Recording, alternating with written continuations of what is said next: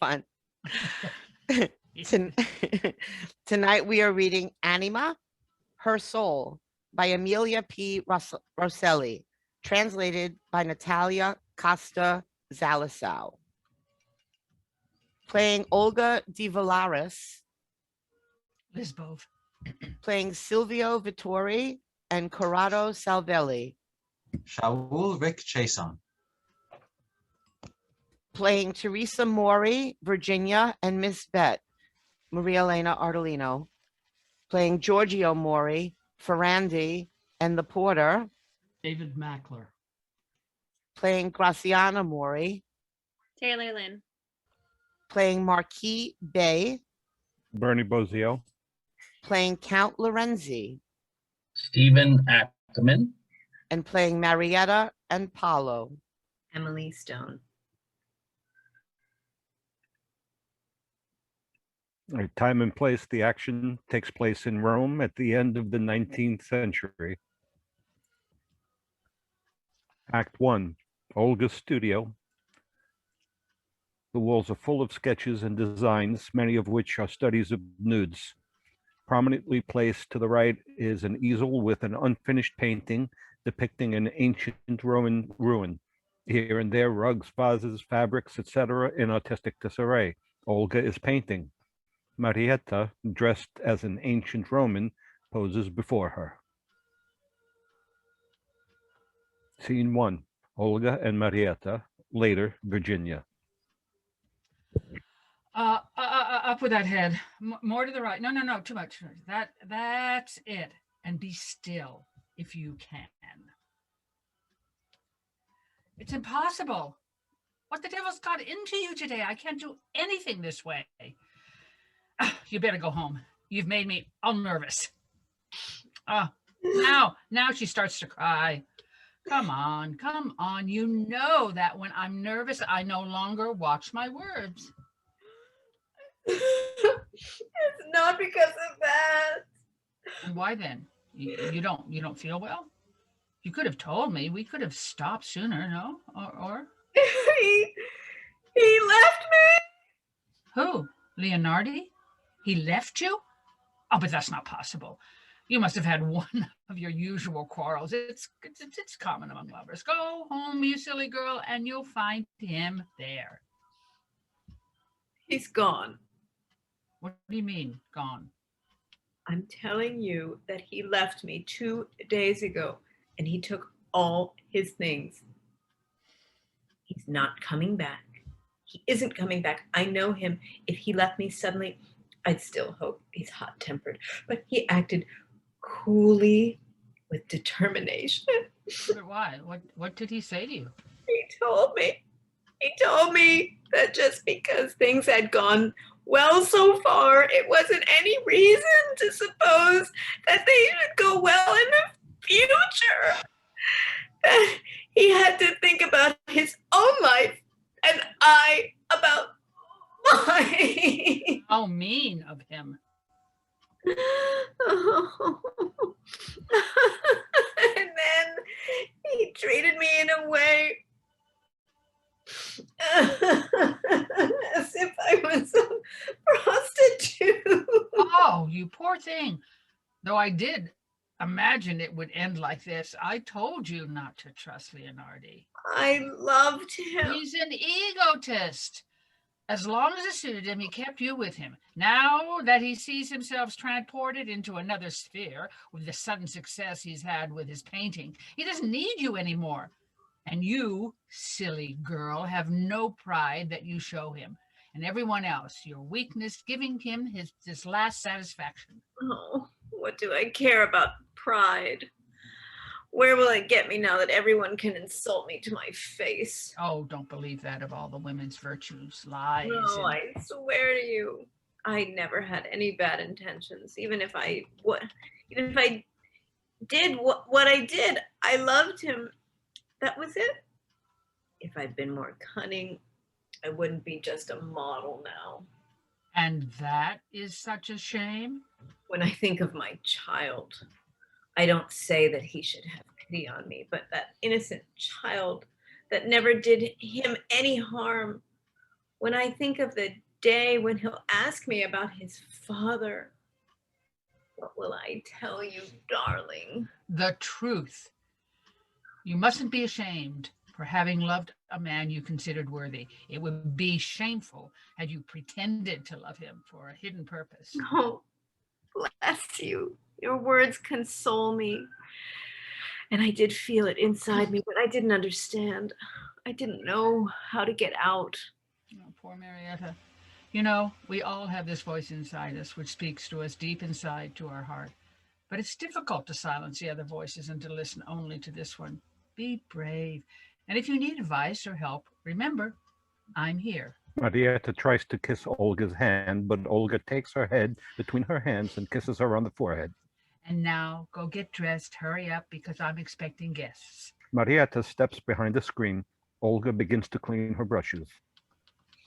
You want me back tomorrow? Yes, but a little earlier if you can. Of course. And if I can't, I'll send you a note to the usual address, okay?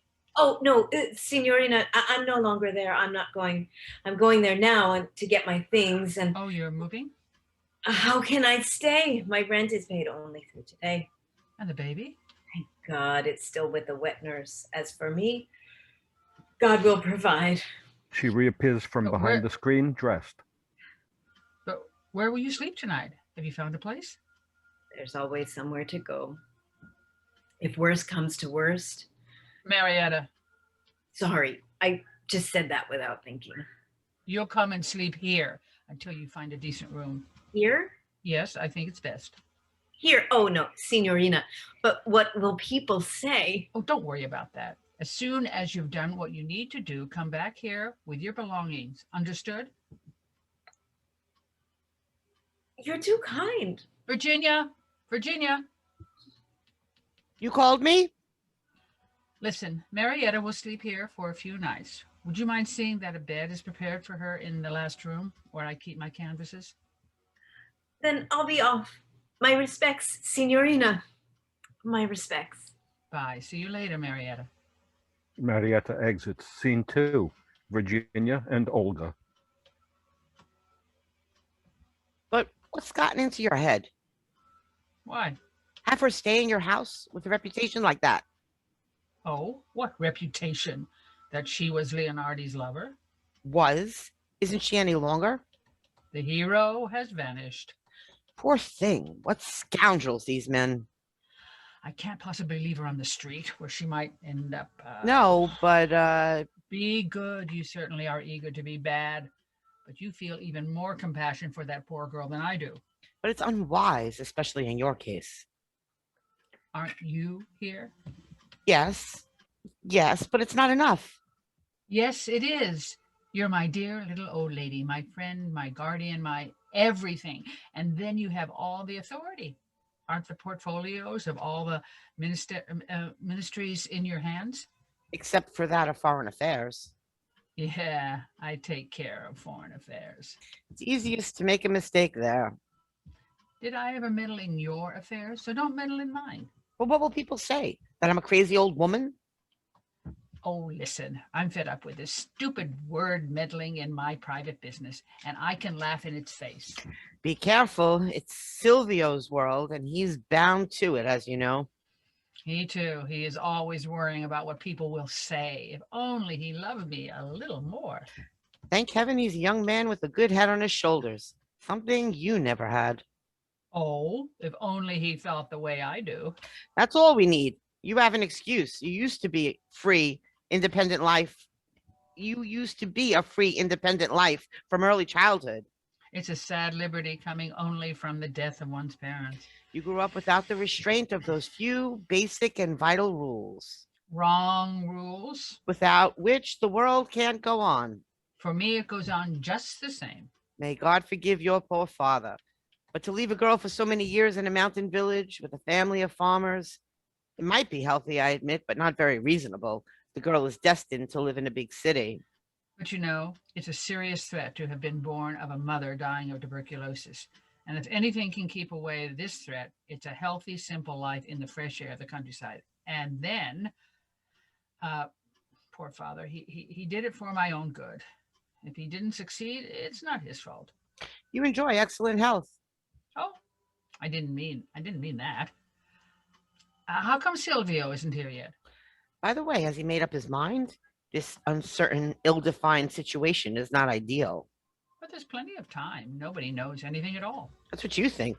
Moreover, to speak frankly, I should really step in at this point. Woe to you if you do. But pray tell why? I don't want you to. Don't I have, if not the right, at least the duty to think of your future? Didn't your poor father entrust you to me? Yes, yes. I often ask myself whether I'm living up to the trust the poor man had in me. And it seems to me the answer is no. Listen, I don't know if there is an afterlife, but if there is one, and if he, as well as my poor mother, concede us, they can't help but bless you. But then, let me... No, you mustn't say a word. Look, I beg you. But why? Don't ask. I'm so happy the way things are. And there's a little bit of peasant girl in me. I'm superstitious. I'm afraid that if I change things just a little, something bad will happen to me. In that case, it's up to you. Of course. Let me do it my own way. I'm going to fix up that room since things have to be done your way. It's 3 o'clock already, and no sign of Silvio. He probably went to the exhibition. Giorgio Mauri enters that very moment. Oh, Mr. Mauri. Come in. Giorgio Mauri enters. Virginia exits. Scene 3. Olga and Giorgio. Am I disturbing you? Not at all. What good luck brings you here? Do, sit down. Thank you. I was coming back from the exhibition.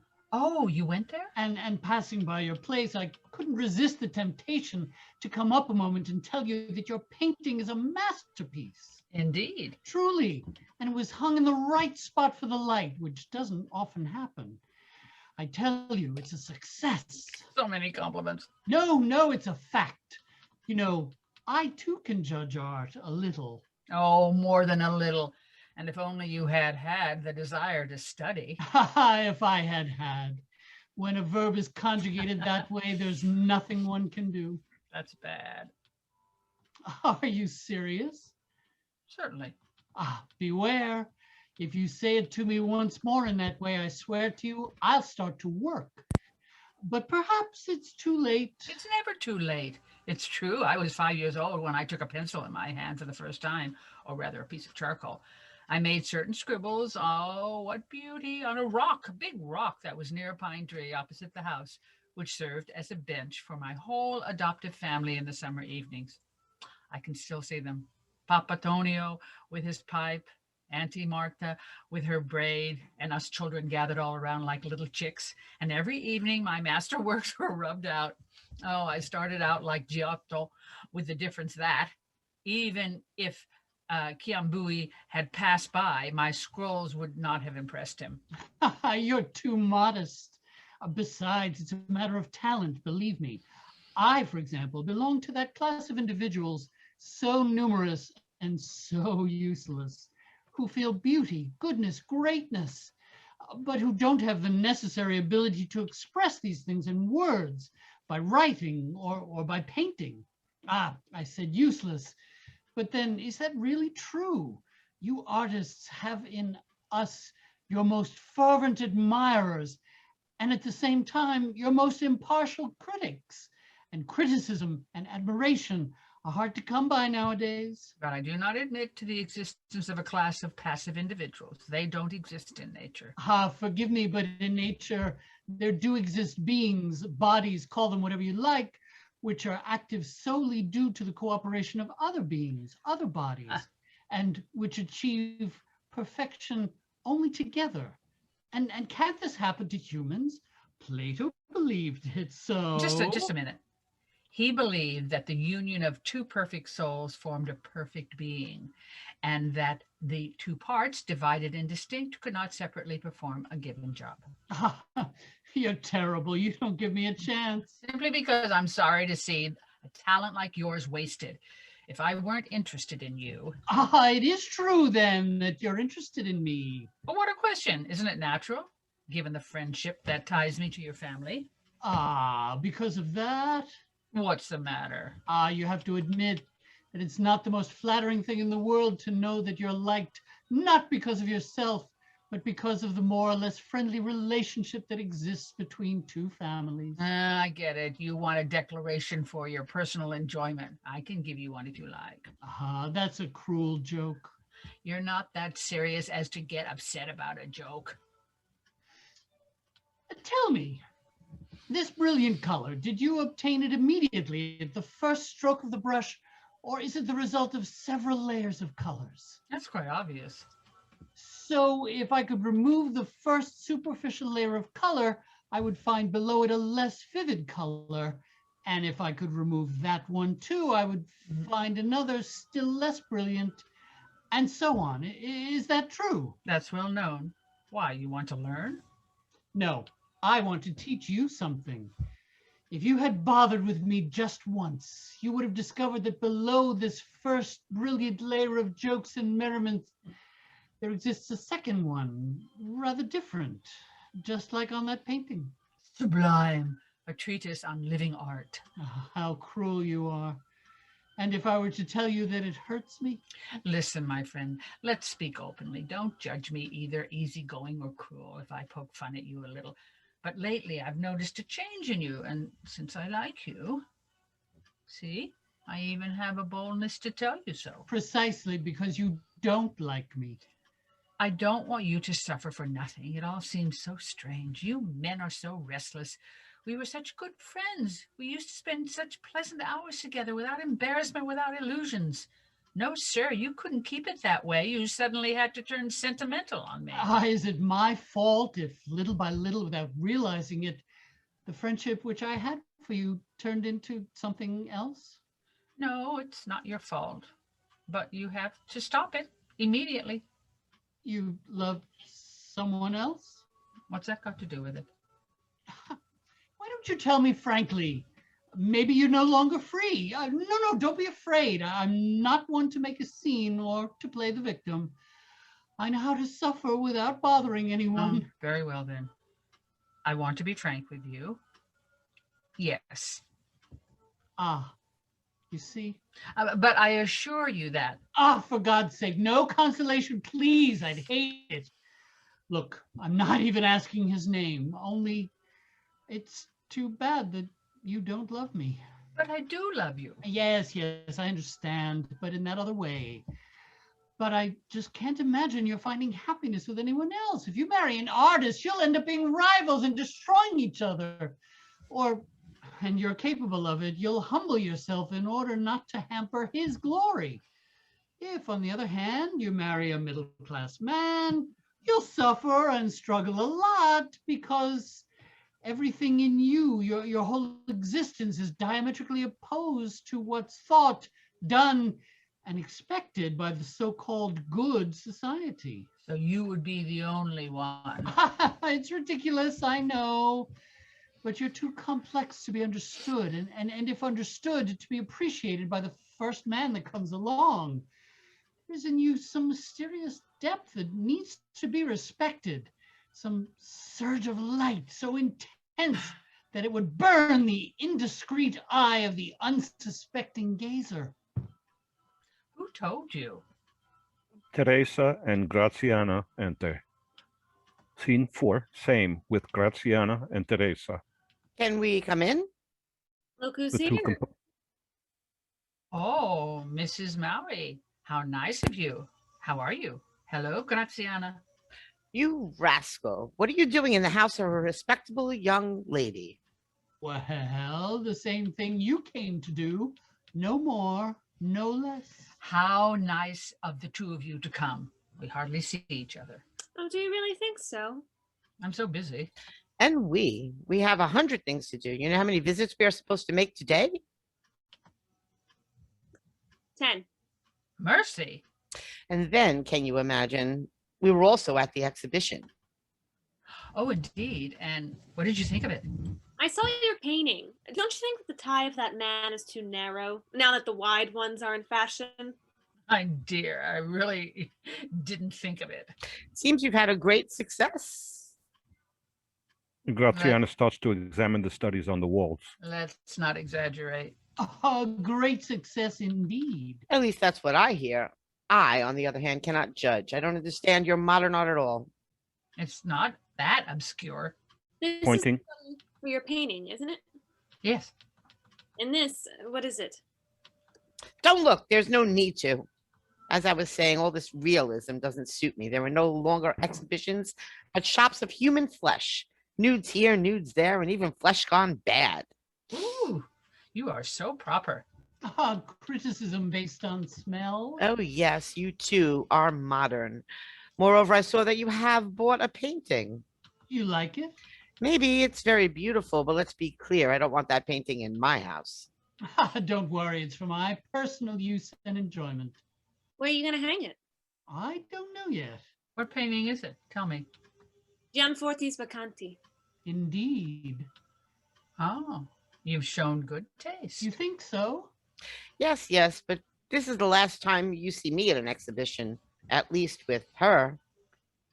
Ooh, Didn't you understand? I said not to look. You too could show some respect. that's- Oh, sorry, that's Graziana. sorry. It's her line. No, Oh. it's your line. Pointing to Graziana.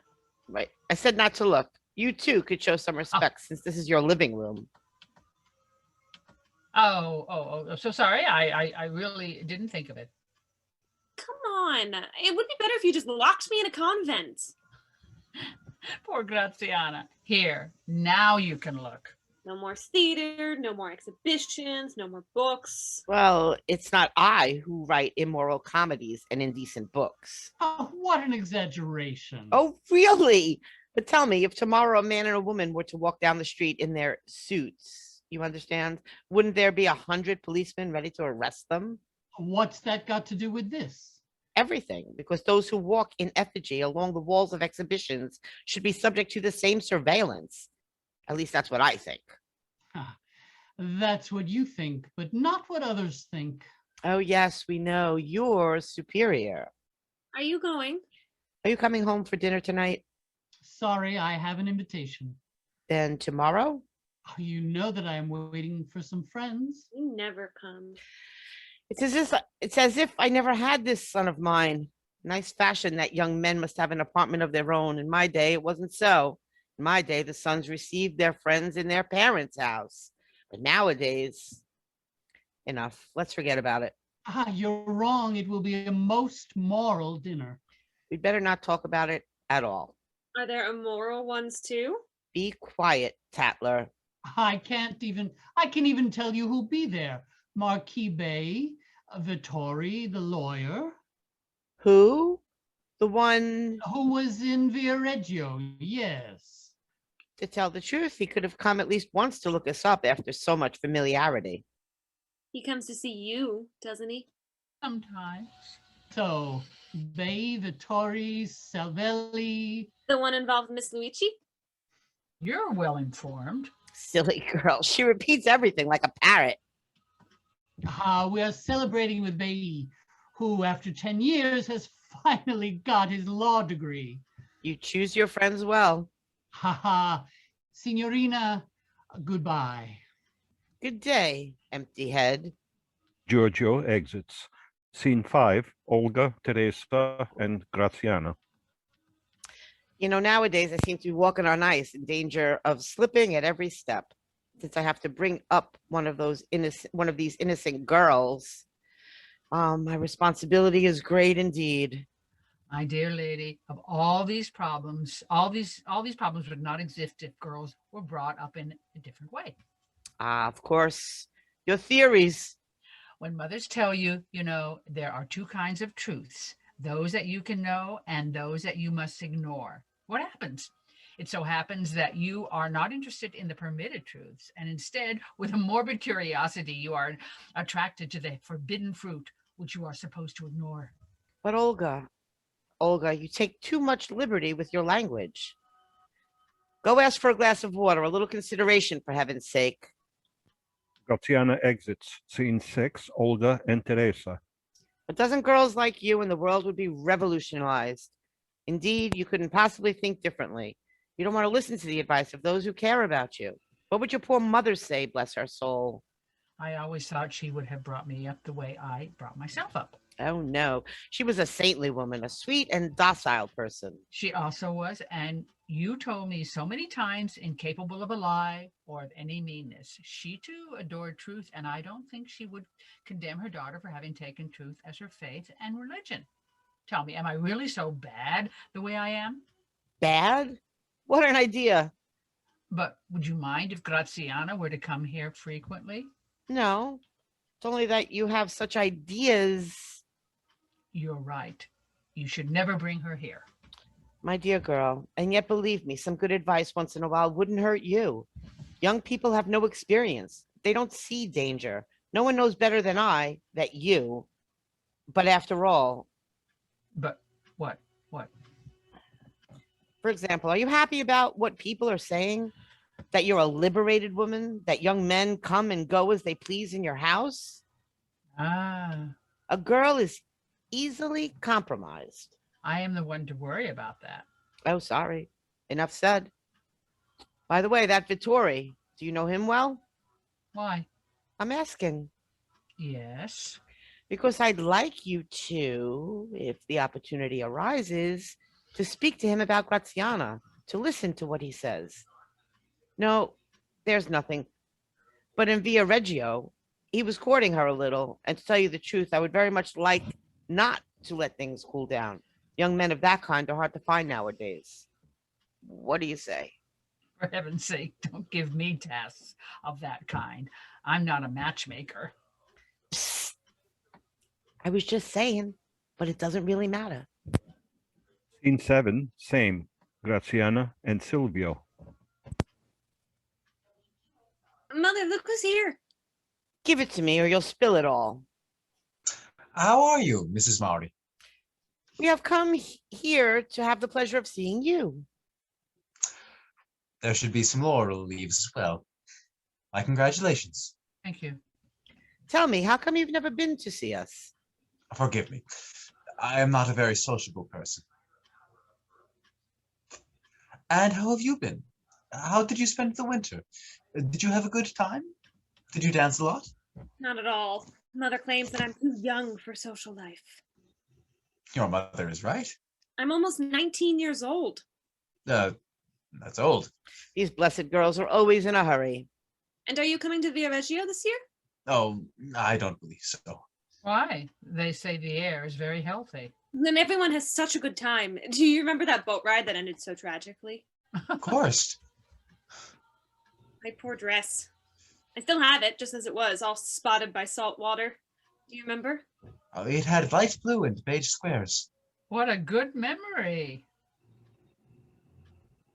It's nothing out of the ordinary. What are you doing? Arranging the flowers. Oh, how many beautiful things. There's studies of nudes. You wouldn't like them. Show me, show me. You really won't be coming to Via Reggio? I don't believe so. And you? It would be terrible if everyone were as unfaithful as you. Oh, you slander me. And why haven't you ever come to see us? Because you no longer care about me, confess. Oh, what accusations? If you'd have come only once to see if I were alive or dead. I knew from Giorgio that you enjoyed good health the whole time. But I'll come by. It will be an exception, since I never pay visits. And don't we get to see anything? They're designs you've seen already. And I'm not allowed to see them. Ah, you've done some work on it. Where? Oh, yeah, yes. Just 3 hours this morning. Splendid. Magnificent. Oh, it's just a rough draft. And you have nothing to say? Well, I wish that someone, perhaps you, Miss Olga, would explain to me once and for all what you admire in those 4 old stories. Wow. Come on now. You ladies are shocked because I'm frank?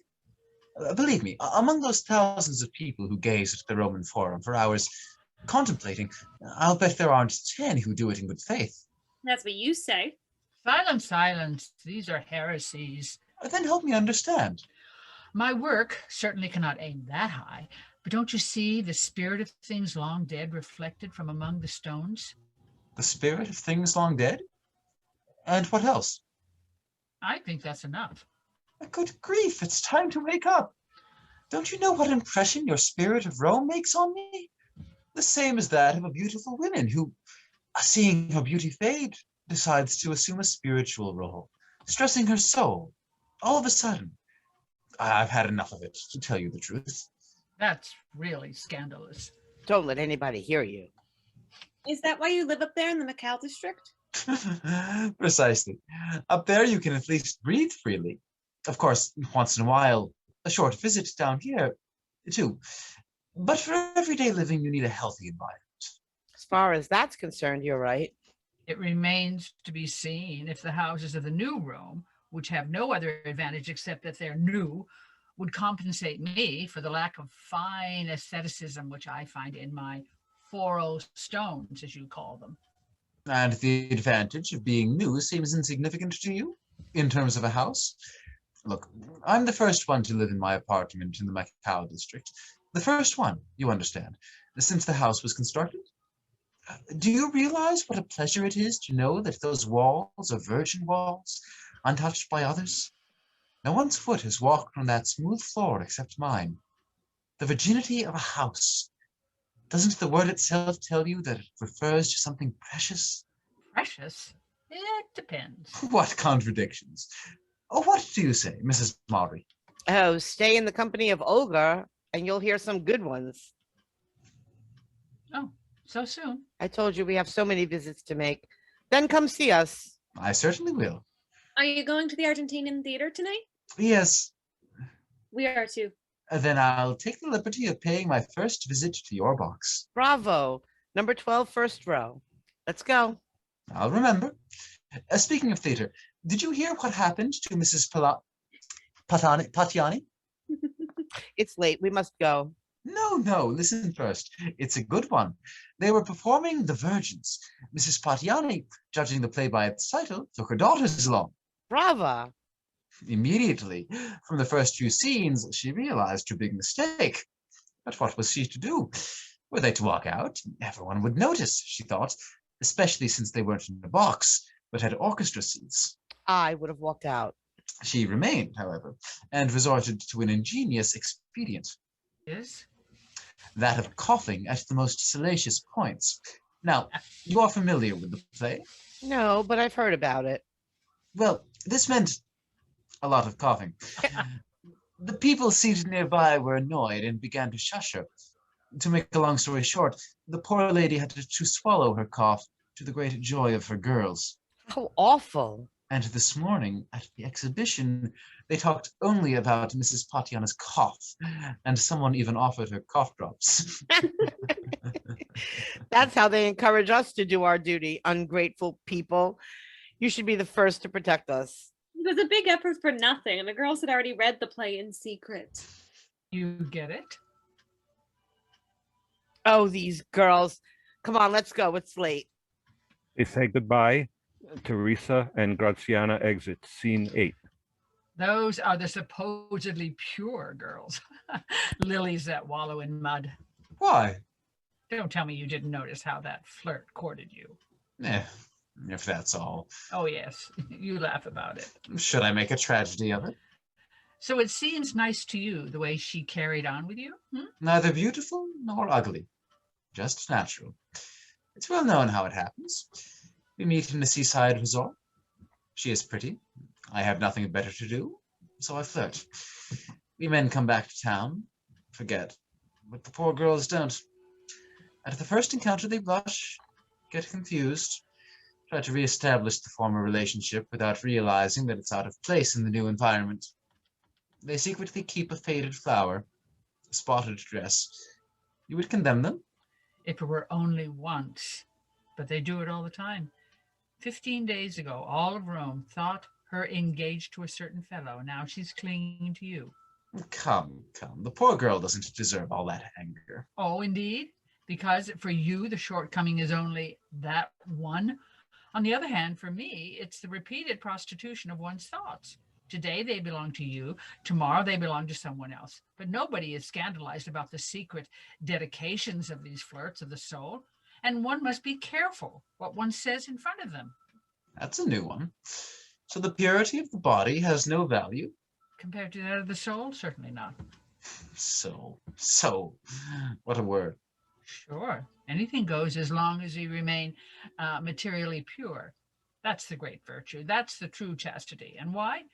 Did they perhaps tell you that it's the particular chastity and not any other? My dear, when an idea is passed on from century to century, when it is handed down from generation to generation and received as a most sacred heirloom, when the majority consider it an idea full of truth and justice, I have the right to believe in it and to proclaim wrong those who think otherwise. During Galileo's time, they also thought that way. But man could not live, not even for a moment, without these laws. They are, at the same time, his enslavement and his liberty, his weakness and his strength. One must accept them without discussing them. Just as discussion in religion creates an atheist, so the one who discusses this ends up putting himself beyond the common circle, where there is no longer any law, any right, any duty, any truth, any falsehood. My little rebel, you'd like to change nothing less than all the human laws. But why? It's people embittered by great sorrows who become great rebels.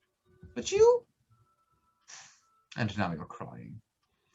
Olga, come, lift your head. Oh, how silly of us to lose time like this, when I have so many things to tell you. Forgive me, I'm a little nervous. Maybe I worked so long. When we are together at last, I'll hide the brushes. I'll rebel. Yes, you can rebel against me. So listen, I've made an agreement with Chat, the engineer. Oh? The negotiations for that industrial installation are almost concluded. Ciatti and I will assume the administrative management. Here? In Berlin. Would you mind very much leaving Italy? Of course, I understand. But it would be, at the most, for 2 years. After which, if business is good, we'll open a branch in Italy, in Milan, for example, where I would be in charge. But we'll talk about that later. And now, for the best part. Look. Oh, a letter from my father? Your father? With his permission. How happy I am. Because, although I was ready to marry you in any case, it would have bothered me to go against his will. But why don't you say something? The surprise. Oh, I understand. His inexorable opposition has been hard on your pride. But you must forgive him. Old people have strange ideas. My father was thinking of a quiet, plain, and insignificant wife for me. In short, a girl like Graziana and so many others like her. The idea of having an artist as daughter-in-law frightened him. Poor old man. It seemed impossible to him that the woman whose name is Olga de Velaris could adjust to an obscure family life, could be a good wife. But you mustn't hold a grudge against him now that he's convinced. But he was right. You were saying? Nothing. Is this how you receive such news?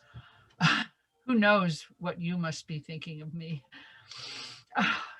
Do you love me? You know I do. No, tell me. I must hear you say it. You are my dear love. I love you too, you know.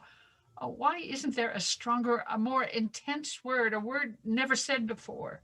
Darling, and now we'll be happy. Always together. Always. Always. No, hush. You mustn't. You mustn't ask too much. Oh, like this forever.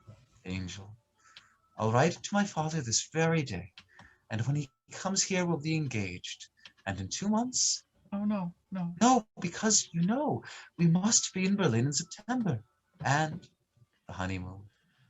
Why do you say all these things? Aren't we happy the way we are? Don't you want to be happier? Even happier? Well, we'll take a wonderful trip to Switzerland. Would you like that? Listen, don't you think it would be better to wait and get married after you return? Return from where? From Berlin, so we can settle down once and for all. What? Are you serious? Wait another 2 years?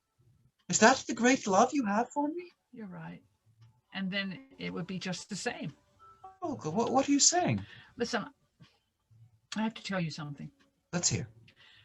But you have to answer me truthfully, you know, just as if you were about to die. How cheerful.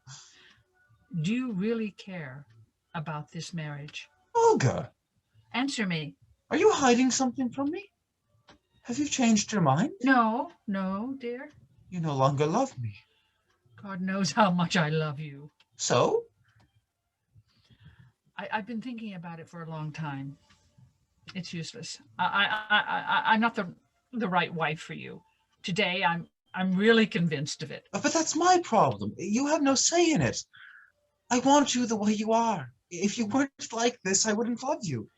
But will you have the strength to surmount so many prejudices, so many principles dear to you? Which ones? The very ones for which your father hesitated to give his consent. Obviously, an old man has certain preconceptions. You too. I? Yes, you. Didn't you tell me so just a while ago? Thank you. It's one thing to place oneself above the prejudice that demands, for example, that one receives his bride from his mother's hands, but another to trample on a sacred principle in order to obtain her. And if you had to do it, you see? Leave me before it's too late. What are you saying? What are you saying? Silvio, I too am a ruin, a shameful woman. No, I haven't done anything evil. I swear to you, I swear it to you on the memory of my dead mother. Listen to me. No, for God's sake, don't leave me like this, Silvio. Let me explain first. And what do you want to tell me? Shameful woman. Imposter. I know, but it's not true. I never had a thought for anyone but you. I have been more yours this way than had I been your lover. Do you believe me? Do you believe me? I believe. Oh, what have I done to deserve this? Don't cry. I beg you not to cry. I should have told you earlier, it's true, but I always hoped that you were different than the rest, and then I couldn't live without you. It was my terrible destiny. I was just an innocent girl, you understand. I was just 15 years old. What could I know? They took me, just like a flower is taken from a meadow, just like that. Just like that. Do you think I wouldn't tell you the truth at this point? Well, wait, I want to tell you everything. I was in the country where they had sent me after my mother's death. Oh, my saintly mother. I was with good folks. They treated me like their own daughter. And to keep me busy, they made me tend a small flock, which I led to pasture every morning. Oh, those long, solitary hours. I thought about my dead mother, about my faraway father, about our house to which I hadn't returned, not even once, with sadness. And he would come sometimes and sit next to me. We didn't talk, overcome by the heat. Oh, I remember that day. All of a sudden, I saw in the boy's eyes a dark flame which scared me. And without knowing why, I started to run. But he ran after me, reached me. Oh, Silvio, the horror of that act committed unconsciously, the disgust with myself, the terror of others, and that constant feeling of regret and of shame, the immense anguish over the irreparable evil. Oh, how many tears of humiliation I shed. But then, later, there was a sudden flash of light in the darkness of my childish mind, and from the bottom of my heart, the echo of a voice, confused and terrible, calling out to me, "Why do you humiliate yourself? Why do you humiliate yourself? Don't you still have something which no one can take away from you unless you want to give it away? Come on, lift up your head, you poor crying girl. You still have a soul." a soul, a treasure all mine that I possessed without knowing, a sacred virginity over which I had to watch. No, don't cry. It seemed to me that I was able to see it, all white, all pure, innocent, and mine, only mine, and I swore to myself never to contaminate it. I had a maternal tenderness for it, a maternal pride, and I thought about the man who would receive it one day and who, as the first and only one, would write it on his adored name. You, Silvio, yours, and no one else's ever. All my thoughts are for you alone, for you, all of them, including the most secret ones. Who cares about the rest? Isn't that right, Silvio? Why don't you answer? Will you deny me that which God promised me when I was a poor, ignorant girl? Silvio, just one word. So I was right when I cried. I was right. Silvio will have followed her narration first with distrust, with desperation, then with ever-growing commotion. At her last words, he looks at her intensely for a long time, eye to eye, without saying a word. Then suddenly, he lifts her from the floor and draws her to himself. Olga, at first dubious, gives in little by little, but then, understanding, she throws herself into his arms with a cry.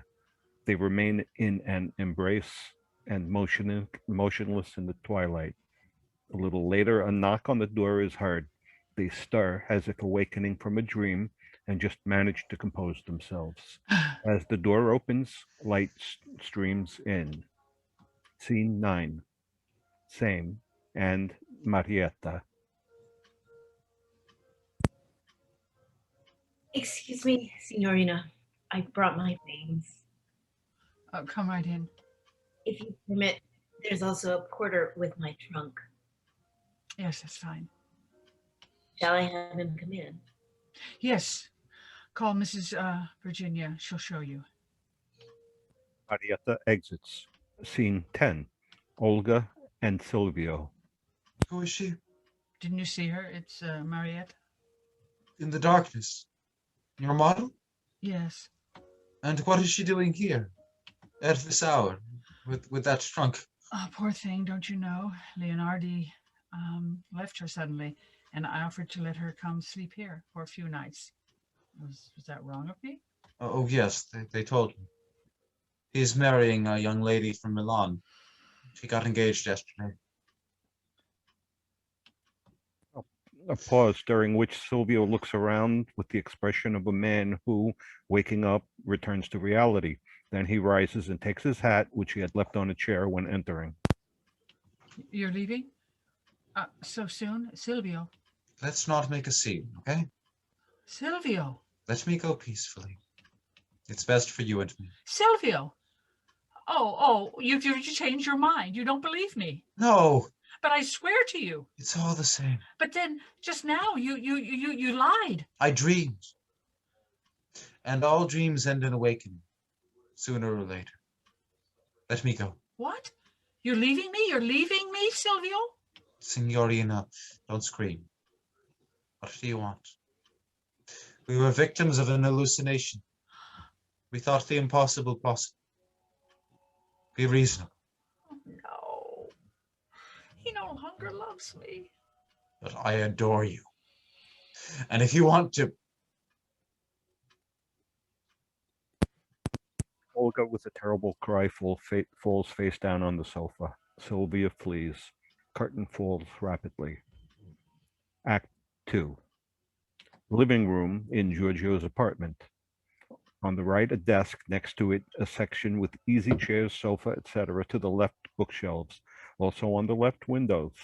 At the far end, to the left, a china cabinet. To the right, a door leading to the bedroom, hidden behind a drape. The entry is to the right of it. In the middle of the room, a table set for 5. On the desk, several photographs of women. Scene 1.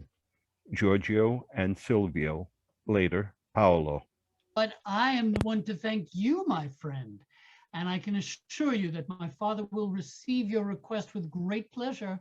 Graziana's happiness could not be better entrusted to anyone else. I swear to you that I will do whatever is in my power to make her life as easy and happy as possible.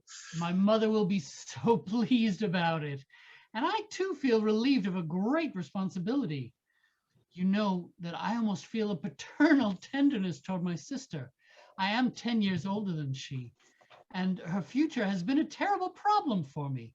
I know too well what lives young men lead nowadays, and I was afraid she might fall in love with one of those society Don Giovannis. But we speak about all of this as if we were certain about it. Ah, you have doubts about her consent? But she always liked you from the first day she met you. Didn't you realize? In Viareggio, everyone was talking about it. And, you know, my mother talked to me about the possibility of a marriage. Then when we returned to town, seeing that things had stopped there, I thought that it had only been a flirtation. Indeed. Speaking frankly, I would be telling a lie if I were to say to you that I thought about her this winter. When I met her down there, I immediately felt strong liking for her. And during that time, I really fell under her charm, but without thinking about marriage at all. Yes, yes. And then, having come back to Rome, I picked up my old habits. Not only the old ones, but I even started new ones. And finally, I threw myself once more into the whirl of a bachelor's life. I see, I see. Then, some unpleasantness. Unpleasantness? No, nothing important. But you know, the moment comes when you realize how empty your life is. Sometimes even a small matter is enough to tilt the scale, to make you scream, enough! And so, seeing your sister yesterday evening, I realized that the attraction had been there all the time, although hidden, and You stayed a long time in our box. it seemed to me that her company was good for me. That ingenuousness, that freshness of imagination, all that purity, which we young men rarely come into contact with, impressed me. It acted like a balm on my irritated nerves. And in order not to regret it, you did not want to delay? I won't regret it, for sure. Certainly. Marrying a girl like Graziana, you'll have the advantage of molding her into whatever you wish. And then, you know that the wife is always what her husband makes of her. Oh gosh, it's 5:30. I need to go out for a minute. I forgot to order something. What will you do? Will you stay? I'll come with you. Sir, My coat and hat. And in the meantime, I'll speak about it at home, okay? Wait for 2 or 3 days. I would prefer. I understand. There is some business to attend to, some old game to finish. No, that's not it. Come on. You want to tell me? There are not many who are ready to get engaged immediately. Most would ask for a month to be able to present themselves as white as freshly washed linen. Only watch it, eh? What an idea. we don't have any champagne. I ordered some. These are things a guest should not know about. Come. Between the two of us. Scene 2. Paolo and a porter. And Paolo finishes setting the table. A little later, the doorbell rings. Paolo exits and returns immediately, followed by a porter carrying a basket on his shoulder. Where shall I put it? Over here. Easy, oh, don't you see there are glasses? 2, 4, and 6. And this is the bill. Take it to the Mauri residence. And what is this here? A branch. We receive here, we don't pay. Then I'll take it over there. Number 12. Giorgio Street, right? Porter exits. Paolo is busy with the table. The doorbell rings again. Paolo exits. Scene 3. Paolo, Graziana, Miss Bett. Oh, is he not in? No, Signorina, he left 10 minutes ago. Alone? With Mr. Vettori. Oh. Oh, all set. What time is dinner? 6:30.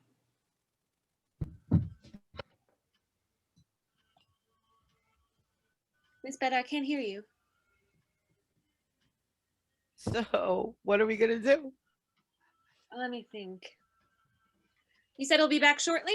Well, that's what I think, Signorina. I'll wait for him. If you want to tell me. No. I prefer to wait for him. Well, if you're going to wait, I could take advantage of it and go next door. I do have an errand. That's fine with me. I'll be back in 10 minutes. Go right ahead. Don't tell your mother. Don't worry. As if I didn't know where you were going. Miss Bett exits. Scene 4. Graziana alone. Later, Salvelli and then Paolo. More than an exhibition. Here would indeed be appropriate to say, don't look. What a choice. This one is rather pretty, but so skinny. This one too. It seems Giorgio has a weakness for skinny women. There's a whole collection of them. Oh, what a provocative posture. I bet that every woman is attractive in such an outfit. Dressed, more no than yes. Buried in fur and flowers. And then they expect young men to prefer us, poor devils. Goes to bookshelf, opens it, and looks at books. Philosophy of love. What could that mean? Takes the book and returns to the front of the stage toward the sofa. Passing near the desk, she sees some cigarettes, takes one, and lights it. Since no one can see me. Stretches out on the sofa in a relaxed manner and starts to read. Salvelli comes in and sees Graziana, whose back is turned to him. He looks at her knowingly and then starts coughing. God. Forgive me. I am sorry to have frightened the young lady. I found the door open. The door open? Yes. Perhaps the butler went out a moment? Are you looking for Giorgio? Right. I too am waiting for him. He'll be right back. Sit down in the meantime. Don't worry about me. If you'll permit, I'll introduce myself. Salvelli. Corrado Salvelli. Graziana smiles meaningfully at him. He looks at her, perplexed. Do I have the honor of being already acquainted with you? No, but I've heard so much about you. Brava. He picks up the book and reads the title. Brava. What would you say if we were to read it together? I know how to read on my own. I was saying, because this type of book is better enjoyed if it's read with someone else. I don't understand. In that case, we will put it back in its place, okay? That's best. If Giorgio should come. Yes, he could think. It surprises me that he never talked to me about you. He should not have done that to me. What is he afraid of? I know the duty of a friend only too well. But what does it consist of? I could go with you to the end of the world without... Without? Tell me, what do you think of Giorgio? That's a nice one. You asked me, I should ask you that. Oh, no one can deny that he is kind, but... But what? You can't trust him. He is very unreliable. Oh, yes? Oh. Careful. Don't say nasty things about him to me. On the contrary, I wanted to say that I, for example, am certainly not as rich as he is. But I am so faithful. What has that to do with it? Oh, I am sure you are above. But after all, I was just saying. Yes, you see, if it takes me some time to fall in love, but once I'm in love, that's it. Giorgio, on the other hand, and then that collection there proves it. So he has many victims? I speak to you as a friend. But not as Giorgio's friend. But after all, everyone brings grist to his own mill. And Giorgio deserves it, you know. Oh, how he deserves it. What? Look, I'll explain with an example. There's nothing wrong with an example, right? An example. Well, A fellow walks into the house of another fellow and finds a forgotten treasure. Take notice. A forgotten treasure on a chair. He looks at it, right? I don't see anything bad in it. He looks at it insistently. Desire. Go on. He draws near. He touches it. Go on. He takes it, puts it in his pocket, and carries it off, right? The doorbell rings. Ah, that way. Let me see. He gets up, examines Salvelli's pockets, and then, with a malicious laugh, Another time, I advise you to have a larger pocket made. she walks toward the door, laughing. Miss Bett is waiting for you downstairs. I'm coming. I see that Giorgio is taking his time. I can't wait any longer, so you will give him this letter. Be careful where you put it. Don't lose it. Don't worry. Give it to him as soon as he returns and tell him that father is waiting for an answer. He wants it as soon as possible. Yes, Signorina. See you. Scene 5. Paolo and Salvelli. Oh, listen. Yes, sir. Who is she? Signorina Graziana, my master's sister. But excuse me, how did you get in? Giorgio's sister? Yes, sir, but how did you get in? Leave me alone. What a blunder. And I am an expert. I would have sworn. That wretched porter must have left the door open. Exits. Scene 6. Salvelli, Paolo, Lorenzi. Then Giorgio, Silvio, Bay. Paolo shows Lorenzi in. Ah, you're here. Leave me alone. What's wrong? I pulled a great one. A famous one.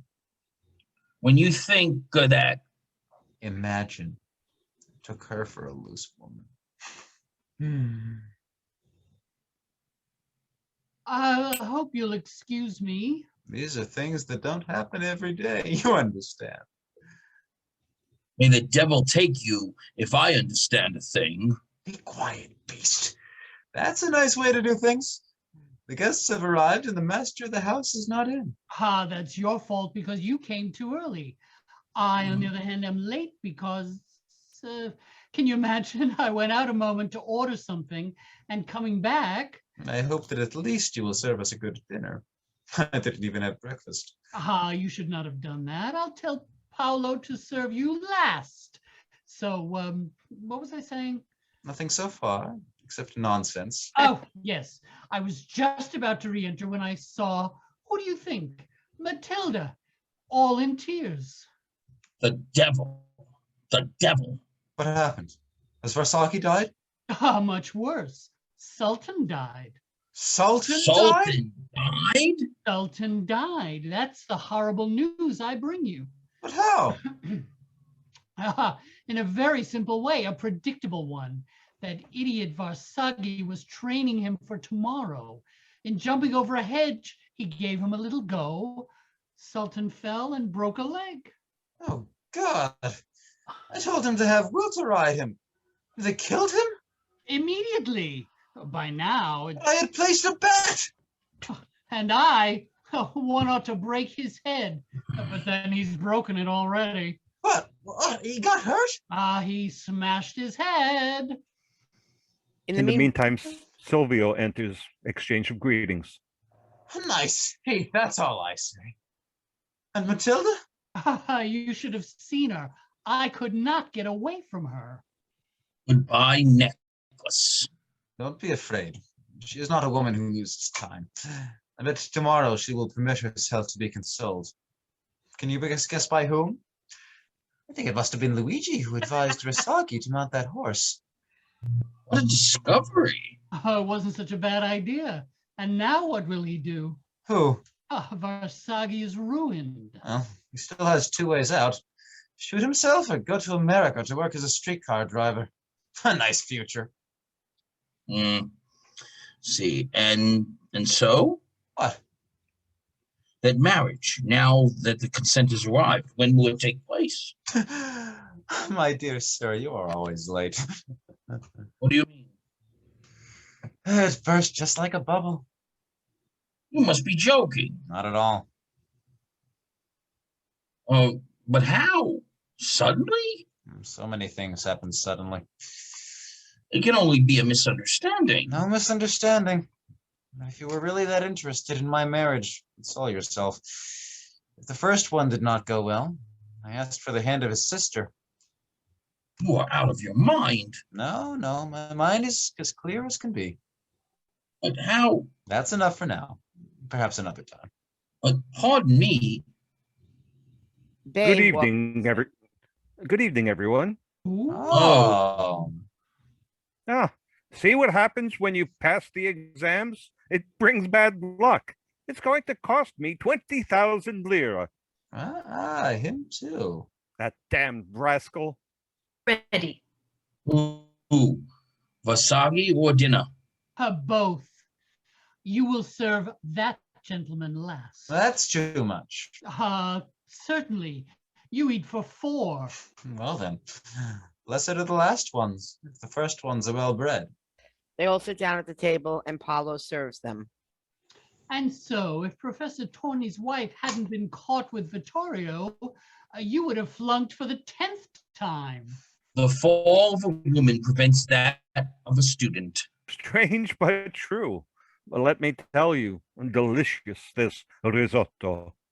Blessed are the last ones, if the first ones are well bred.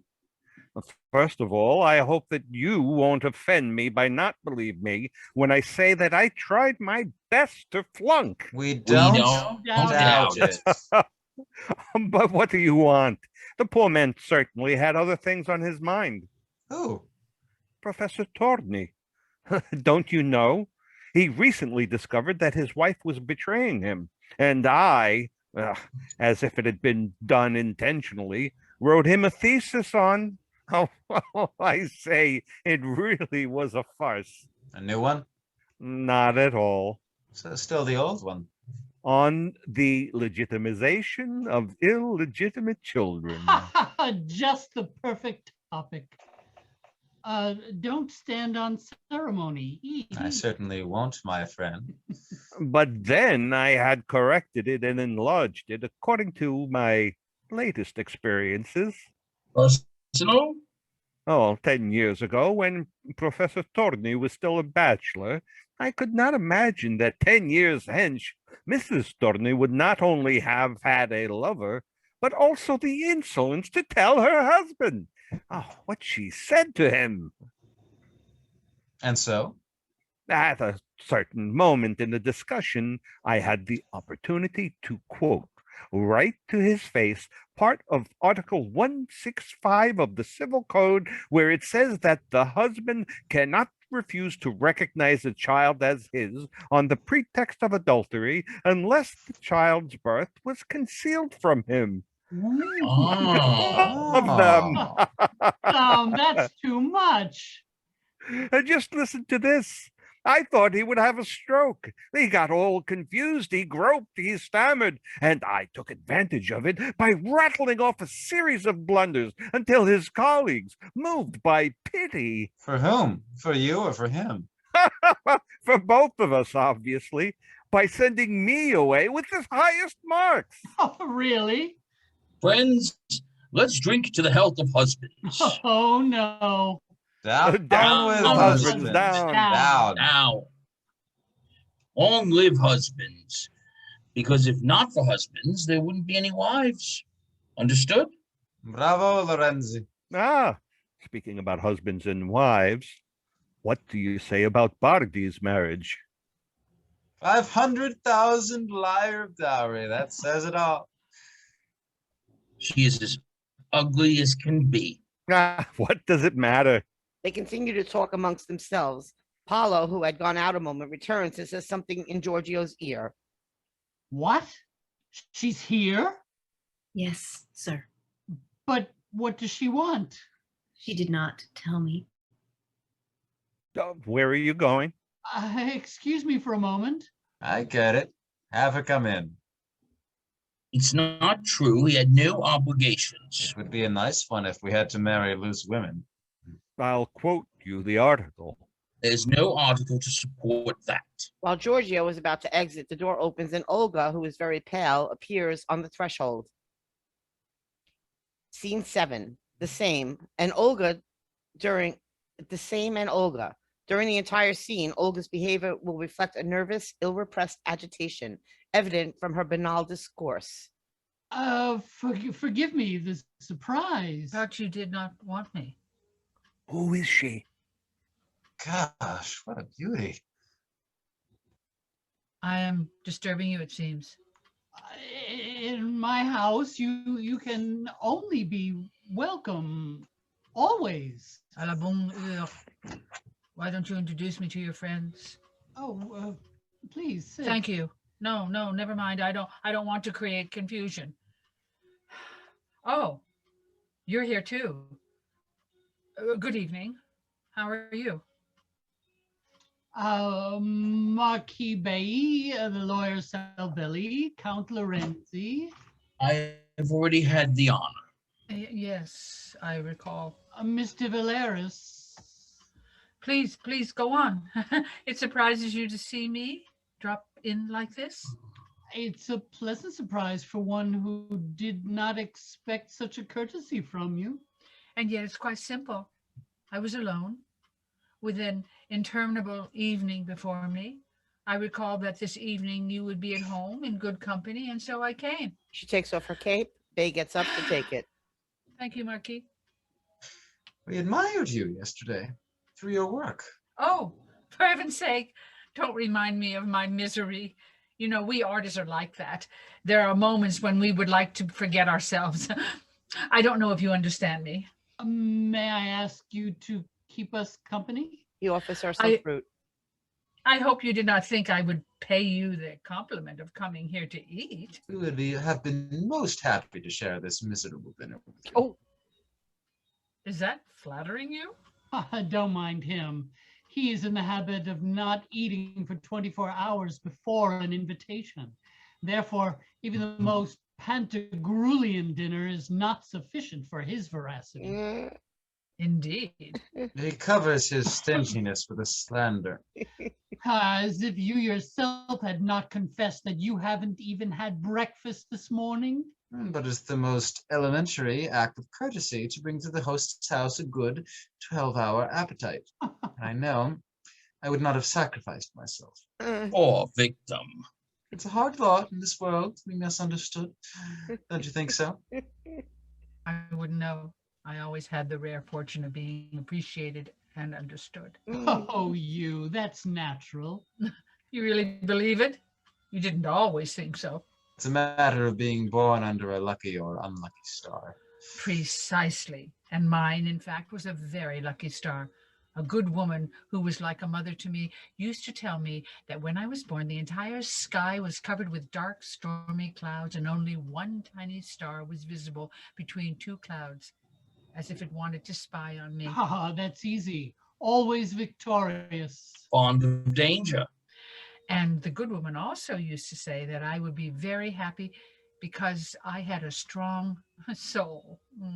And why do you laugh about it? Just so. These old fables always make me laugh. And you, Viton? Let's hear your voice. I have nothing to say. Mm. Does the smoke bother you? Look. In that case. Perhaps you don't know him well enough. He is a poor lad stricken to silence in the presence of beauty. Permit me. He Thank offers you. her a light. Thank you. These strange effects can be seen in many individuals. Indeed. Certainly. I even intend to write an article about it. Talks nonsense. The subject makes you regain your speech. That's a bad sign. You are indeed profound, Marquis. Oh, no. No science is unknown to me. I can give you lessons in physiology, alchemy, palmistry. Indeed. Then let's see how far your knowledge goes. Here, read my hand. Oh, if you don't mind, I'll read whatever you want from your glove.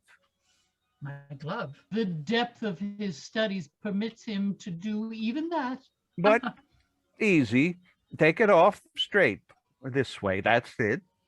It's so obvious. He just got his law degree 2 days ago. A black glove, a rigid personality.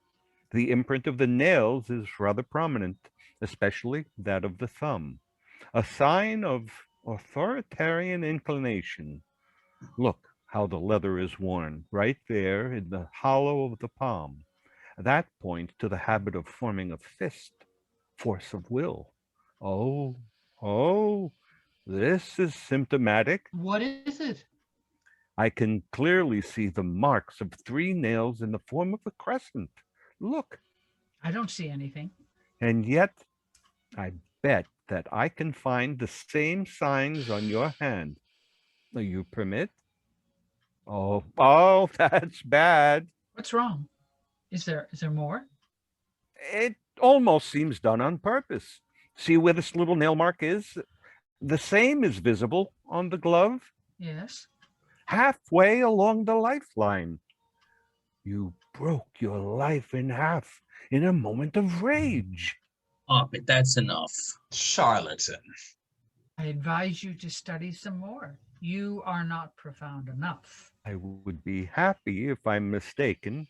In the meantime, let me contribute toward healing that fatal sign. He presses a long kiss on the palm of Olga's hand. I think you contribute a little too much. I do the best I can.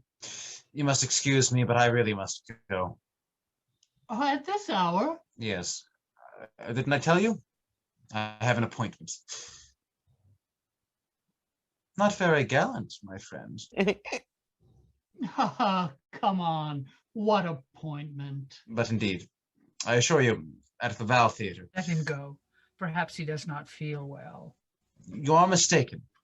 I feel fine. If I had had the least notion that you cared about my presence. Obviously, isn't it natural among old friends? Is this provocation? Why? This is no place for you. On the contrary. Let's go. I'll accompany you. What an honor. I am staying. Mind you. You are threatening me? You are forgetting that you no longer have any right to do so. What are they performing at the Val Theater tonight? It's the opening night of The Rights of the Soul. Let's go.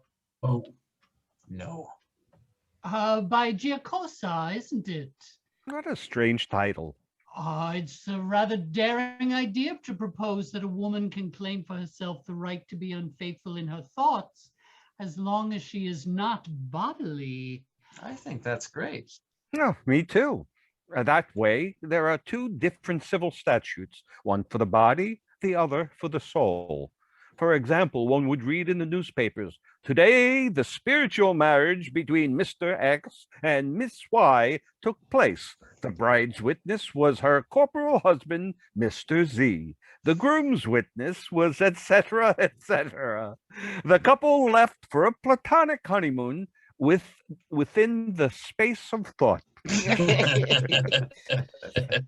As far as I'm concerned, I would rather be the husband, witness. Smart aleck, my friend. And I would almost prefer to be the other. Hey. Yes, gentlemen, since we disagree, we must establish, first of all, in which of the 2 ways a man actually and truly possesses a woman. Here is one who can judge. Mr. Mauri, don't talk nonsense, my friend. I am not. The soul, sentimentalism of days gone by. What do you say? Mr. Vettori, huh? You must know something about it, I believe. Yes.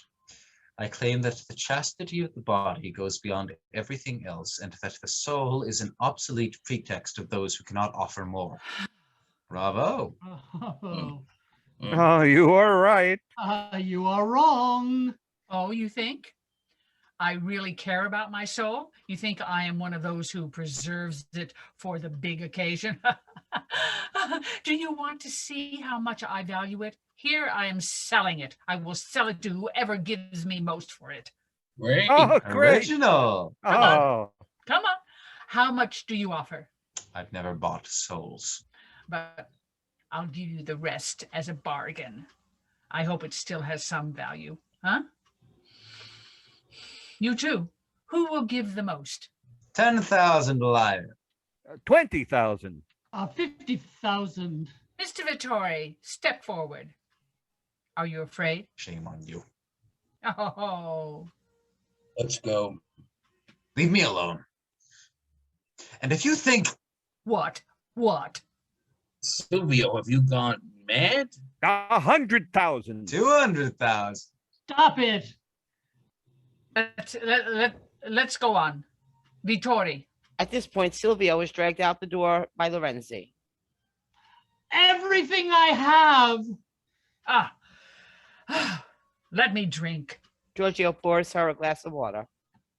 That's the end of it.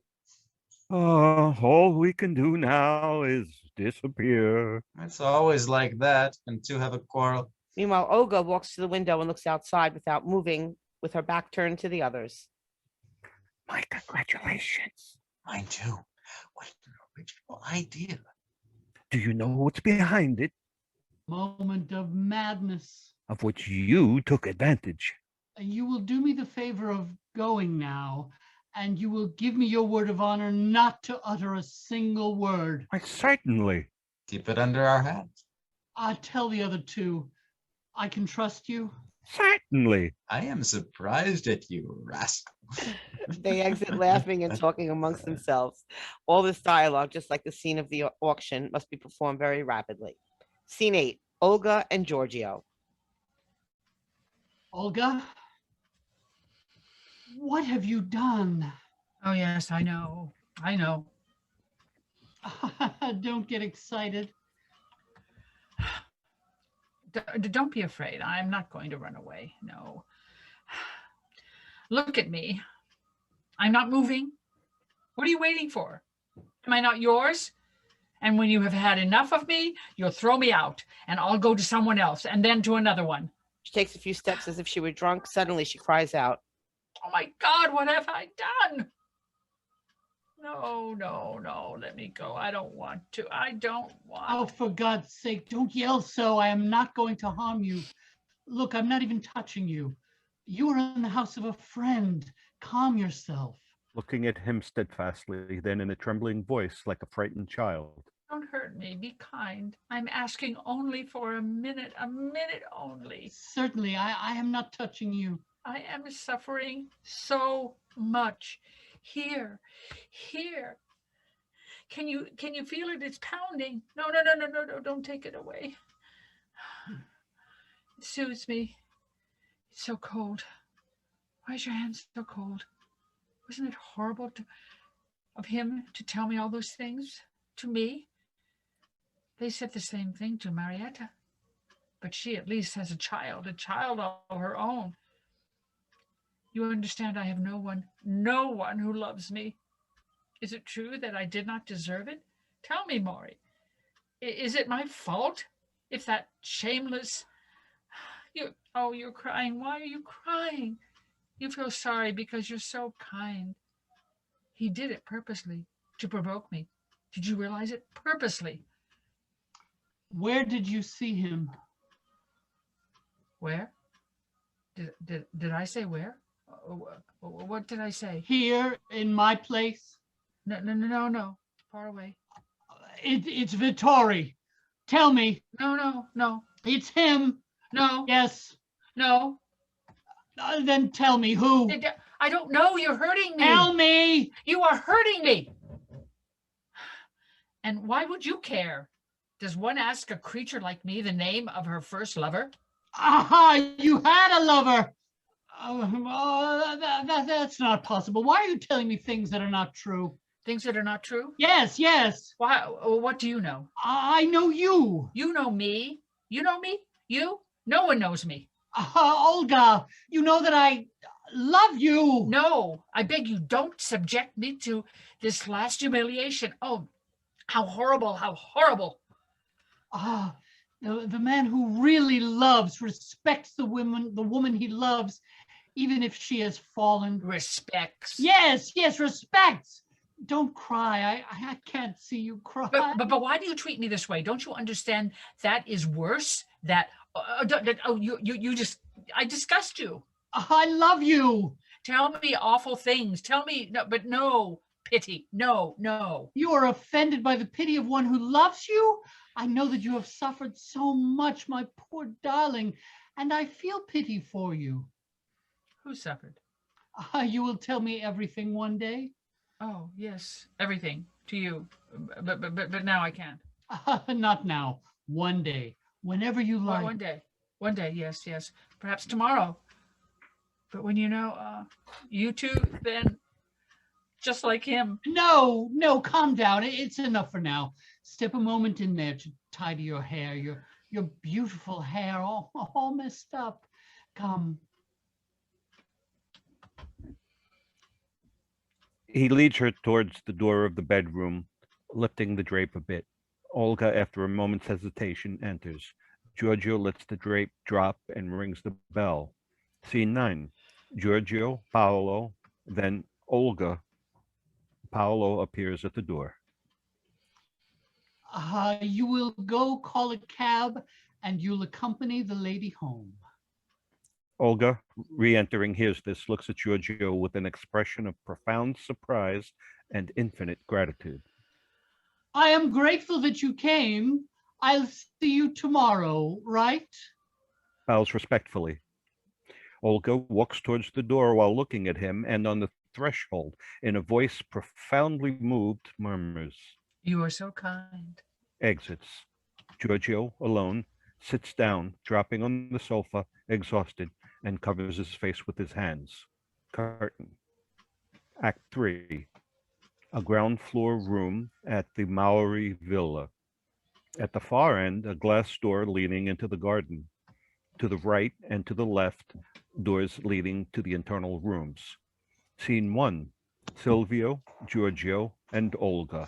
Silvio is seated in front of a desk in the corner, looking sad and depressed. Giorgio and Olga enter from the left and continue to talk to each other without noticing Silvio. Giorgio is ready for departure. Silvio watches them with an expression of painful envy. Will you really come back? Oops. But will you really come back tomorrow? Certainly. The house seems sad without you. Do you think that I will be happy far away from you? But what can we do? We can't both leave our guests by themselves. Will you send me a telegram as soon as you arrive? Yes. And you, will you write me? A big 10-page letter. Brava. And you will also remember to take a look at those galley proofs? I won't fail. It will be a way of passing time thinking about you. Darling. He kisses her, turns around and sees Silvio. Good morning. Nice to see you up. Shakes his hand. Silvio Oh. bowing to Olga. Oh, I didn't get up just now. Good for you. The morning air is good for you. Where is Graziana? I think she is still in the bedroom. What a lazy bones. She has city habits. For the time being, let her have her way.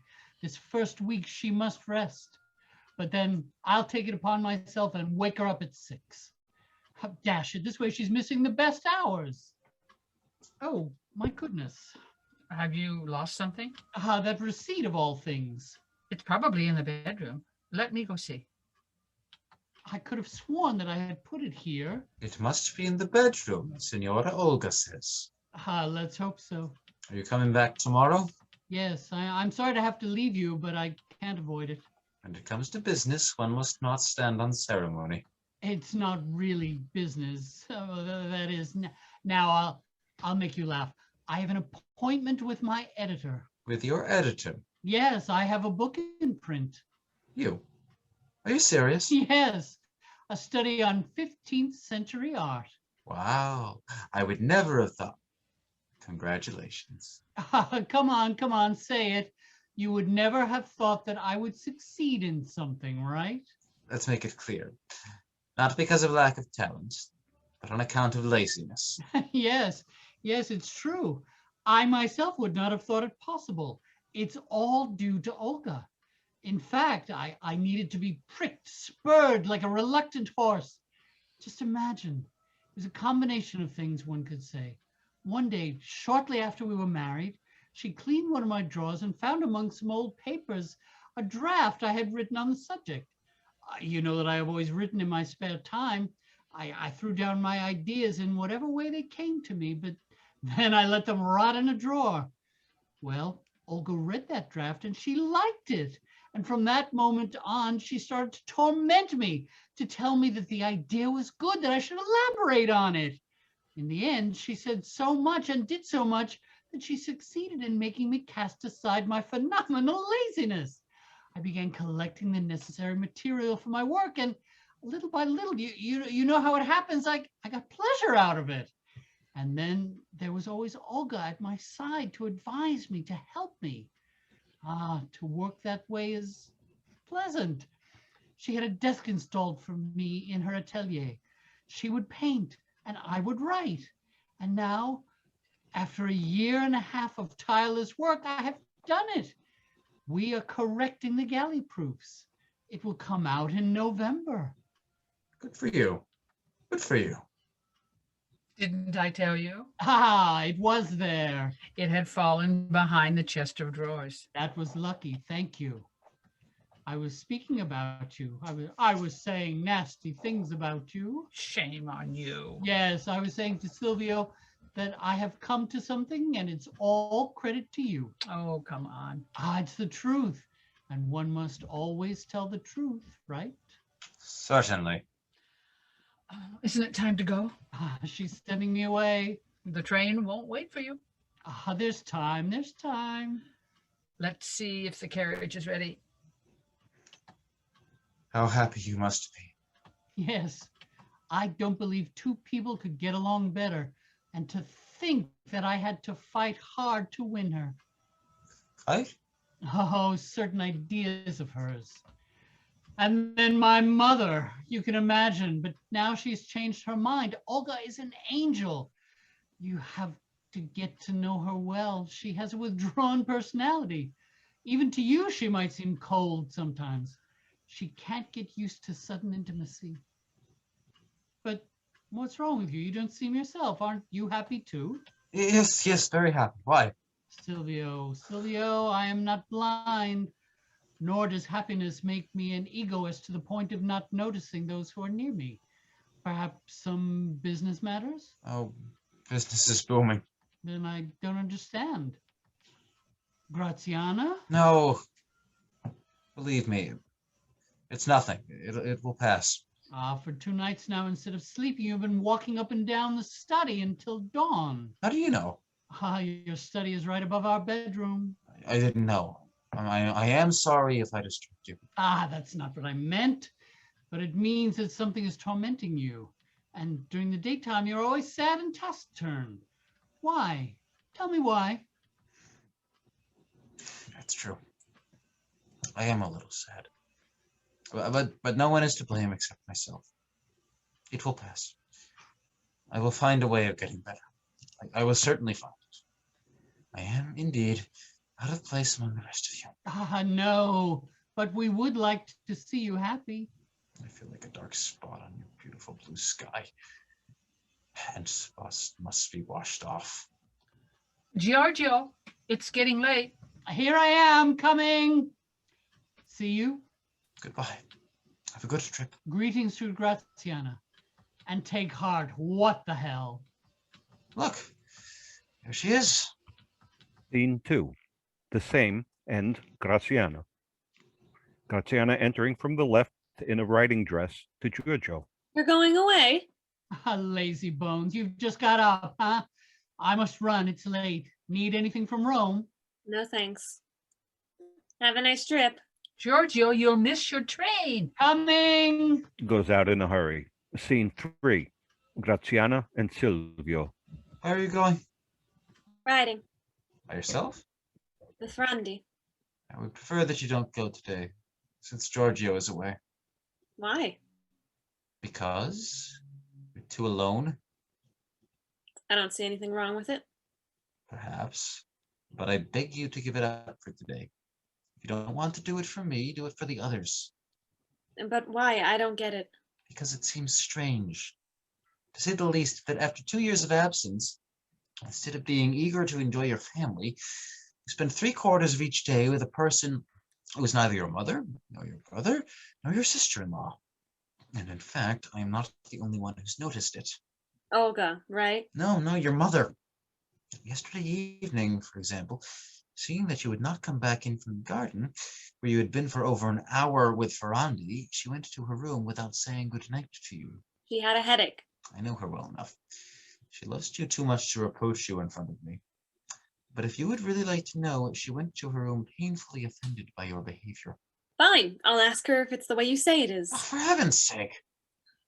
That's a new one. I can't talk to anyone anymore. It's same old story. Don't make me look stupid. You know quite well what I mean. Look at your sister-in-law. Not again. My dear, when one has done what one wanted to before, one can easily be good later. What do you mean? Come on. Did Olga ever have to put up with a mother or brother? She didn't need to. As far as you know. And besides, that doesn't concern us. I see that Giorgio is happy. You, obviously, are a poor victim. I hope you don't pretend to think that this is the way to make me happy. The two of us are greater strangers to each other than if we had met yesterday. Is it possible that you don't feel the need for a more meaningful, deeper affection than these banal compliments offered to you by strangers? Now here we go again. I can't go on like this. I warn you. I told you so before. I can't take it anymore. I'm not the type to live like a machine. I need to convince myself that I am alive, that I feel, that I love. I need companionship. And instead I feel so lonely. Lonely? There's a whole bunch of us. There's lonely here, Graziana. And I am afraid. If only you knew how this constant mental loneliness hurts me. If you knew how bitter it is to have to say to yourself, you're called husband, son, brother, and that you're lonelier than if you were living in a desert. How painful the certainty is that not one of those who surround you nurtures a thought about you in his soul. I don't understand. Those strange ideas in your head. That's the way it is. That's the way it is. That's what I feel. And then you see, I experience bewilderment, anguish. It seems as if I'm dying, as if I were dead already, and I suffer over the happiness of others. Yes, I've even become nasty. When I see those two so close to each other, so happy. Graziana, help me. You can cure me if you want to. We two could perhaps be happy without envy and remorse. Kier, are you sick? Yes, very much so. Call a doctor. Ah! Then we're agreed. You're not riding out this morning. I've already ordered the horses. That doesn't matter. What do you mean? You can go tomorrow if you really care so much about it. Not today. Giorgio is not here today. I want you to stay with me. It's a whim. Very well, let it be a whim. Aren't you going to humor me? No. Graziana! You've bothered me enough. Careful. If you don't listen to me, we shall go home tomorrow. Oh, is that what you were aiming at? Come on, what is this? It's not true. Yes, now I understand. Don't go. I'm dying to see how this will end. I forbid you to go! Scene 4, the same, and Teresa. But children, what's going on? My darling. He wants to leave. But why? You have just arrived. Didn't you promise me you'd stay a month? What does he care about promises? Is that true? Do you want to take her away from me? Signora, I want to be listened to. What is he saying? He's annoyed. He's looking for an excuse to leave. If you think I gave you my daughter so you can treat her this way, my poor angel, look how pale she is. When she left me, she was a flower.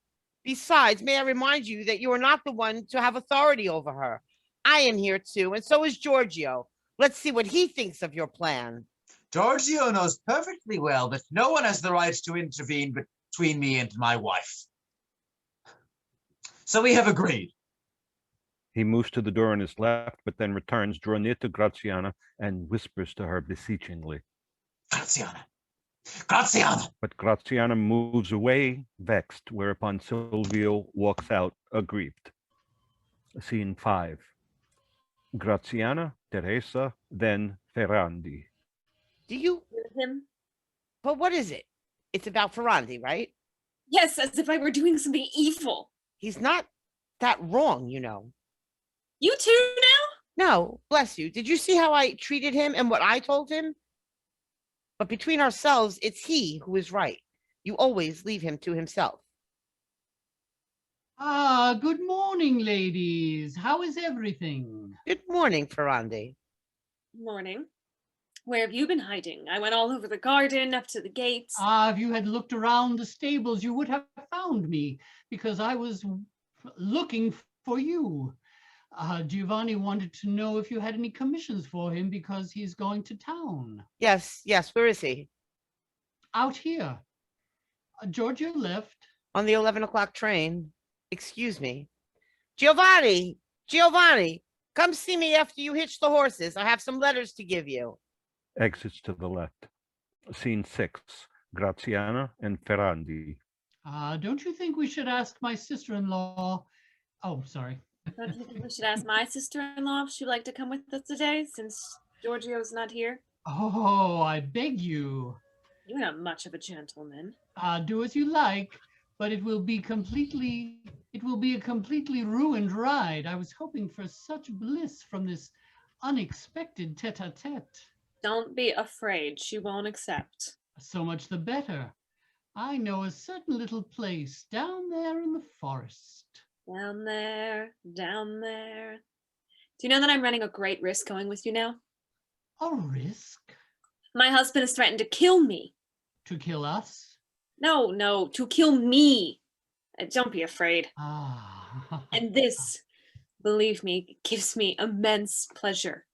I'm like a war horse. The smell of gunpowder excites me. Ah, how beautiful you are. You are always beautiful, but this morning, you know, I spied on you from my window and I saw you for a moment as you were opening the shutters. You were all pink in that light dressing gown. You looked like dawn. A somewhat late dawn, admittedly. You had the calm and happy expression of someone who has rested well. 8 hours straight. And you? Oh, me. Poor you.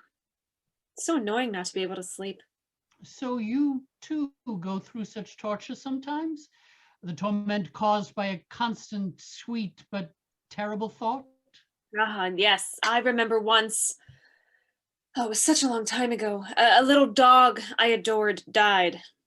I could not close my eyes all night long. It was such a darling. From that day on, I swore not to have pets in my house. A pause. Then, looking at Ferrandi. What's wrong with you? Nothing. It seems that you mind that I sleep well. Oh, no. Sleep. Oh, what do you care if there was someone who was awake, suffering in the darkness? You suffer? You ask me.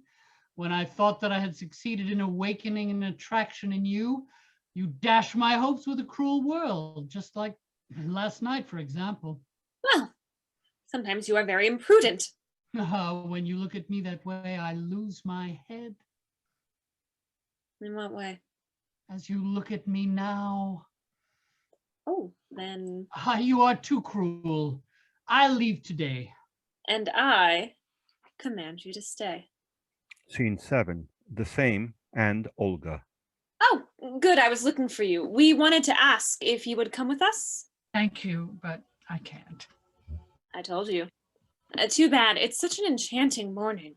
But there are some clouds in the air. I would not be surprised if it rained. Really? I didn't notice. Why don't you want to come? I promised Giorgio I'd copy something, and if I don't start immediately, I won't finish on time. In that case, goodbye. Are those blessed horses ready? But of course, they have been for an hour. Then let's go. See you later. Will you be out long? Not at all. Just half an hour. Time enough to have a good gallop. Graziana exits with Ferrandi into the garden.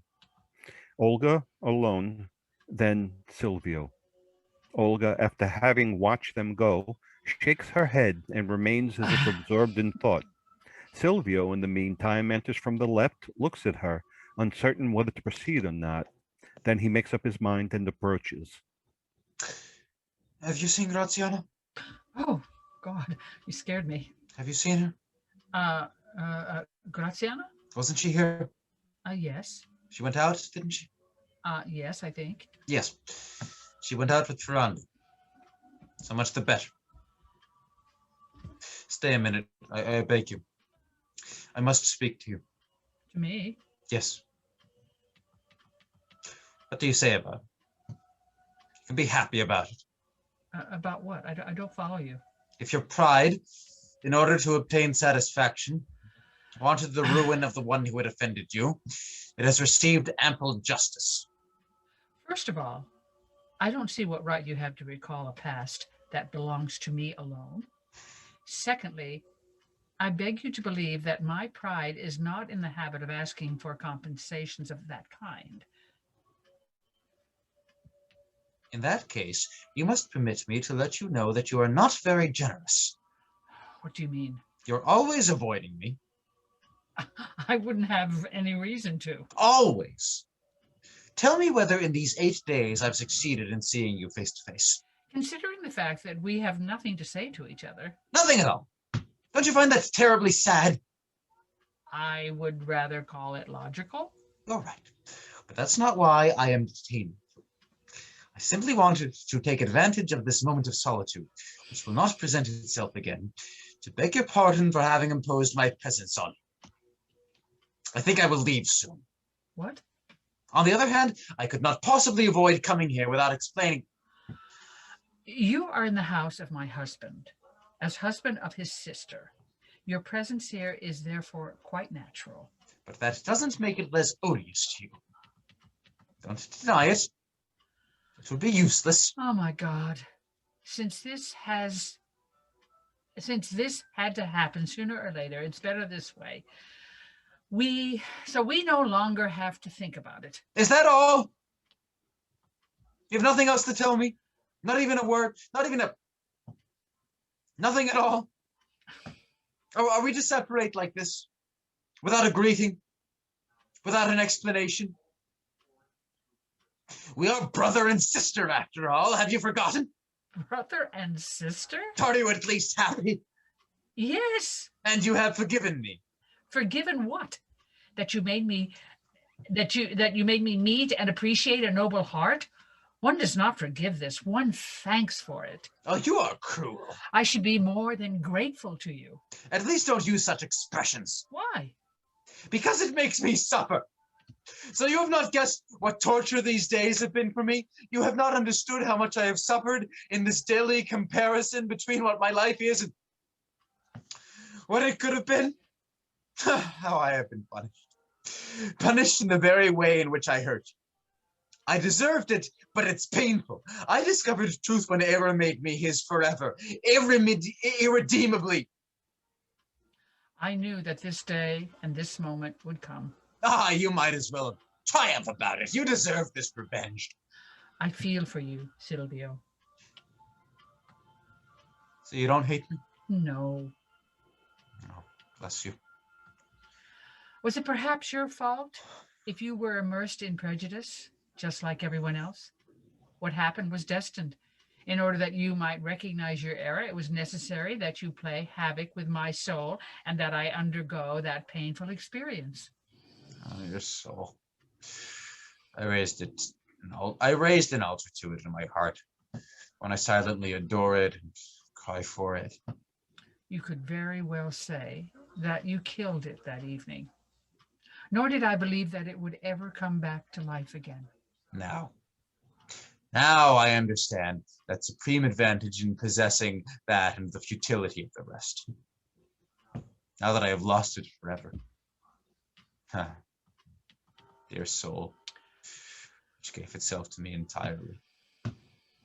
which I could feel beating within me. And with me it was happy, suffered, fought, and hoped. Olga, Olga, how true were your words. I was more yours than had I been your lover. Do you remember? Do you remember? What good is it to dig up the past?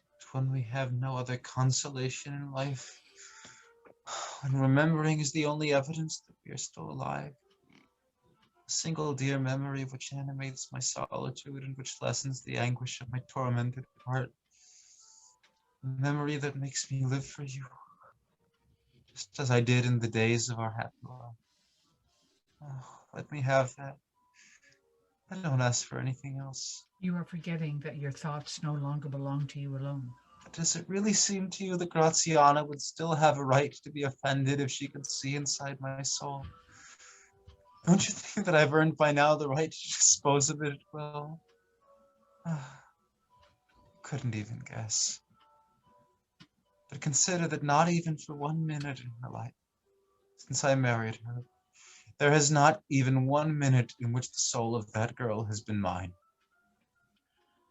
Even now, you can see her. And yet I fought so hard to. I told myself, after committing that unforgivable madness, that it was not right to make her a victim of my error, and I tried, honestly, to find in myself a way of reconstructing my ruined life. I felt that I could do it, if she helped me. I tried to get her interested in my work by asking her advice, sharing my projects with her, talking about my future. I tried to establish between us that current of affection and thought, without which,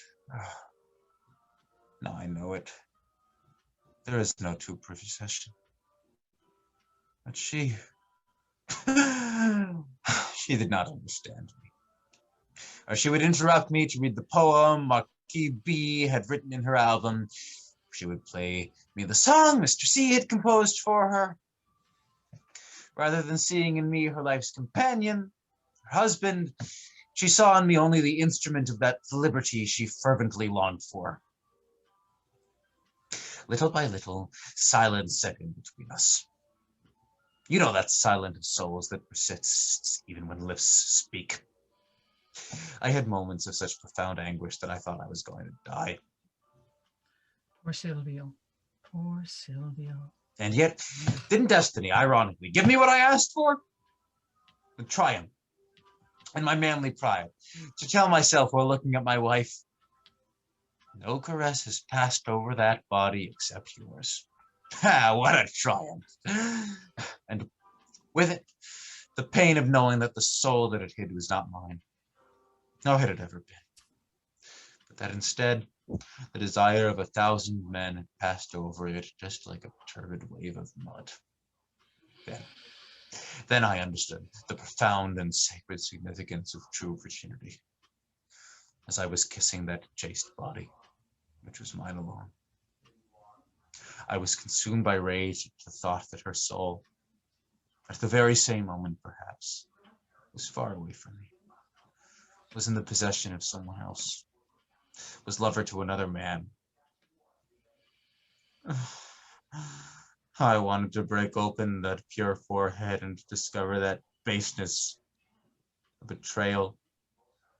How I wanted the body to vanish so that I could grab it with my hands, see it, and feel it, all contaminated.